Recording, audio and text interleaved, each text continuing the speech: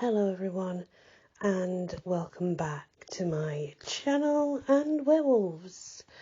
We're doing Curses, Power of Suggestion, which is exactly what it is, by the way.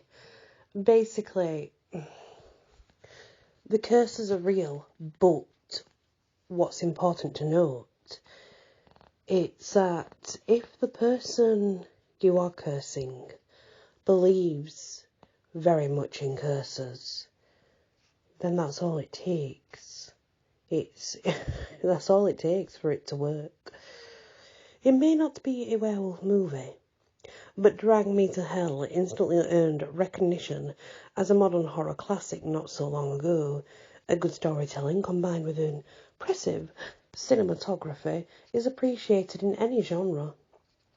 And in the horror it's somewhat rare. Even horror devotees like yours truly have to admit that this genre, things can go wrong pretty quickly in a film.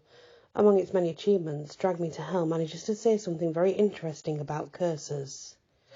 As real as the effects of a curse may look to the person experiencing them, and in the case of a movie, as real as they may look to the audience going along for the ride, these effects could all be in the victim's mind.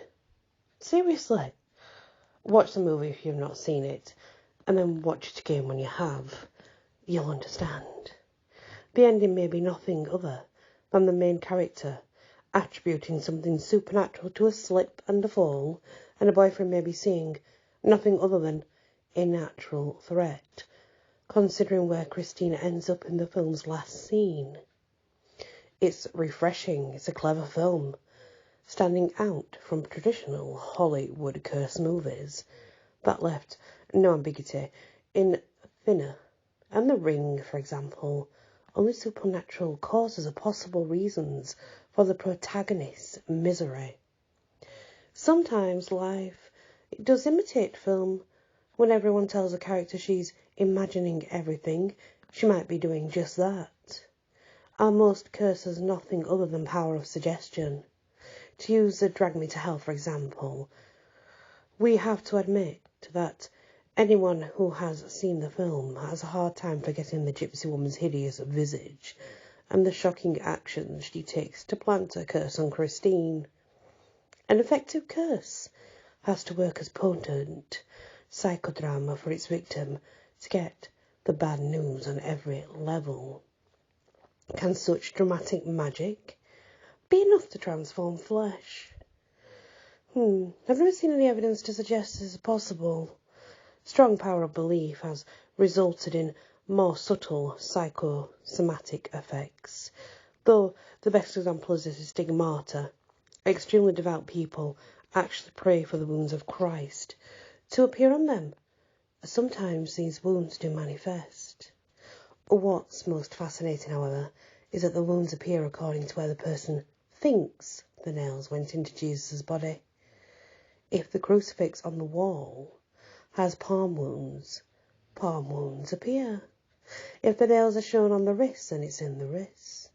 But these are wounds, and not ears, fur, snout and tail, with dozens of bones that need shifting. Look no further than the placebo effect to get an idea of how suggestion affects the body. Science has proven beyond a doubt that some patients get better when given sugar pills, if they are told the pills are experimental drugs. Not all effects of placebo require weeks of clinical trials to witness. However, during World War II, an American anaesthetist named Henry Beecher had to perform an operation without any morphine, as he had none left in his supplies. After injecting the patient with a saline solution, he and his nurse were astounded to see the patient relax and endure his operation wide awake. Besecher went on to repeat the saltwater operation successfully many times when wartime supplies of morphine were low. Interesting. What if those who thought they were cursed only felt strongly compelled to act the part of a wild man or woman of the woods? This seems much more likely. Strong belief and walking on all fours combined with a little howling can create a rather strong visual effect to stumble upon in the woods, especially if the cursed person had medieval personal hygiene to begin with. Ew, not so good. The belief in curses persists to this day, and one of the most common perpetrators is a type of name-changing. It's the pseudo-gypsy fortune-teller who moves from town to town. Visit one of these Madame Zora's Zenas, you're likely to be treated in half an hour of cold reading and generalised predictions, followed by a serious warning that you have been cursed, and that this is where all the problems you've admitted to having are coming from. If a lady who looks like she's straight out of Drag Me to Hell tells you, or someone you know, or someone else has cursed you, and others to lift the curse for a fee, the drama of her saying so may fill you with sleepless nights or worse, if you don't do as she says. What do you think, guys? Think that's true? I'd really like to have an open discussion on this sometimes, at some point anyway, because, let's be honest, the power of suggestion is something that's extremely creative, right? It's, for example, when we look at poltergeists and how they are incorporated with certain ages, let's just leave it at that. I mean, it's not far-fetched to believe that we create energy. We create it.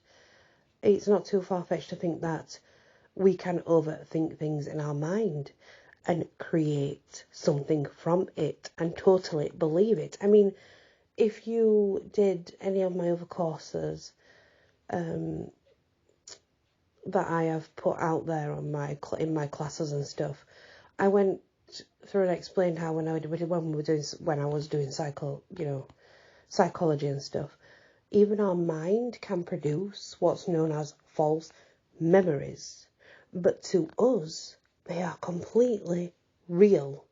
They are real and they are just, but the way the mind works is if you have a traumatic event, for example, that can cause and trigger false memories. If something is stuck in your mind so much, even when someone else has said it to you, your memory can create something false from this. Not that it didn't happen, but maybe the details are not as your memory has put them together. And they are actually false memories. Our own mind does that to us. I mean, can you imagine, guys? Seriously, think about that. And you know, growing up the way I grew up, I was always told, it is but the power of suggestion. If someone believes it so, then it is. Mind's over matter. If you don't mind, it will not matter. That's so true. So that is the idea of curses, and I would absolutely love to know your opinion on it, because some people wholeheartedly believe, and I'm not saying curses don't work. I know that they do. But at the same time, a curse such as this, we're not just talking about a curse to give someone bad luck. That's easy enough. We're talking about a curse that would change the whole body structure of a man. I mean, think about that, really, and physically think about it. Look at the body structure of a man and think about how we break our bones anyway, and, you know, the damage that's done when organs split, and, I mean, really think about it. It's bewildering, isn't it? I mean, imagine that. It's bewildering to think about. Surely, it's not possible.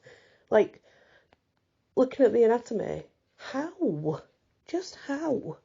But if someone truly believes it so, especially back in those days when hygiene wasn't great, you can actually imagine someone not shaving, not cutting their hair, not brushing their hair, and running around with nothing but a wolf pelt on all fours and truly believing they're a werewolf and acting so. I mean, you just don't know if that was the case, you know? It's such an interesting aspect to this. I'd love to know your opinions. Anyway, that's this part of werewolves, the curses. And when we come back, we will look at the voluntary werewolves, those who actually choose to be one, which will be interesting. Thank you for listening, and many blessings.